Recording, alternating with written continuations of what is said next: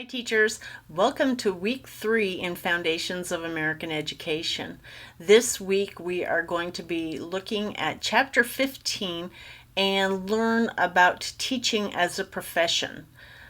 Mrs. Nelson and I decided after the spring semester that since this is a course that is taught before a person enters the School of Education, that it would be useful for students to understand the demands of being a teacher.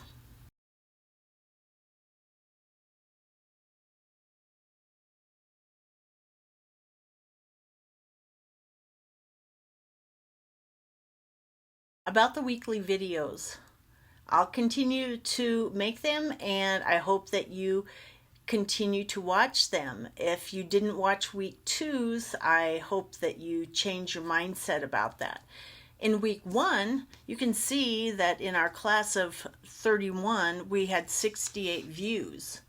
I know we're getting busy in week 2, however, please continue to watch the videos as I may make some comments that I did not have in the checklist or in the information for the week. We went from 68 views in week 1 to 21 views in week 2. Let's plan to improve that number for week 3. While I'm sharing screenshots, let's take a look at the statistics from week 1.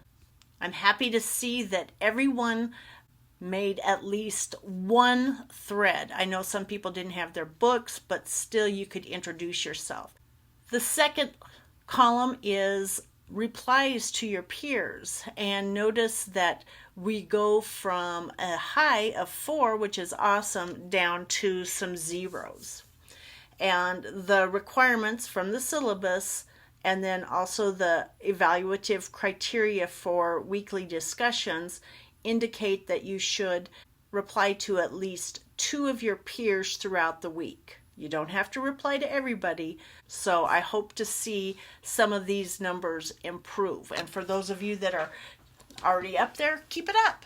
That's awesome. In the third column, this is how many of the posts that were read by you, including your own. You can see that our number greatly varies from a low of 1 to a high of 119. Week 2 on, you're in smaller groups, so it is expected that if you want to earn all possible points, you need to read all of the posts in your discussion group. Your initial post should be up by Friday night.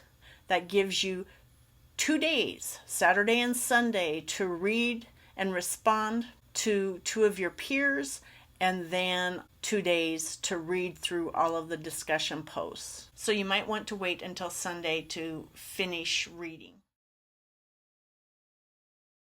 A few things about the teacher interview. Number 1, if you haven't signed up for a peer review group, please add your name to the Google Doc that has been posted in the checklist. And the second one is please remember to email me the name of your teacher if you haven't done that already. And remember that the teacher you interview can't just be any teacher. It should be someone that is in your content area. And this might make you have to get out of your comfort zone and contact people around here rather than people, and they might not be people that you're familiar with.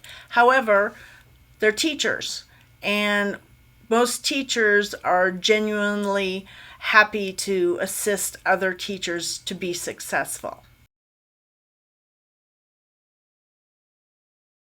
In the content area, I put links to where the discussion is located. Since you're going to be in groups, what you'll see is group 1, 2, 3, or 4. So you might not see your name.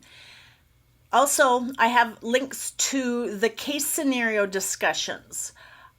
I will keep track of who is posting in the case scenario discussions and furthering the discussion about the situation. I'm looking for questions and deeper thinking that advance the understanding of the situation. This is not a requirement, however, this is a place where, number one, you can earn extra points to ensure that you're going to get the highest grade possible, but more than anything else, the more you participate in the reading and the discussion of this online class, the more you will learn and take with you at the end.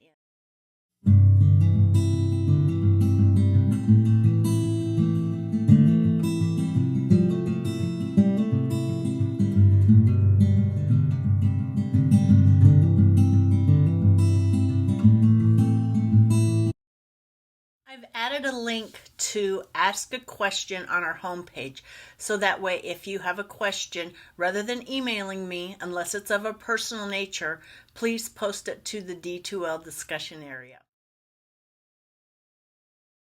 Thank you for listening, and I hope you have a great and safe Labor Day weekend.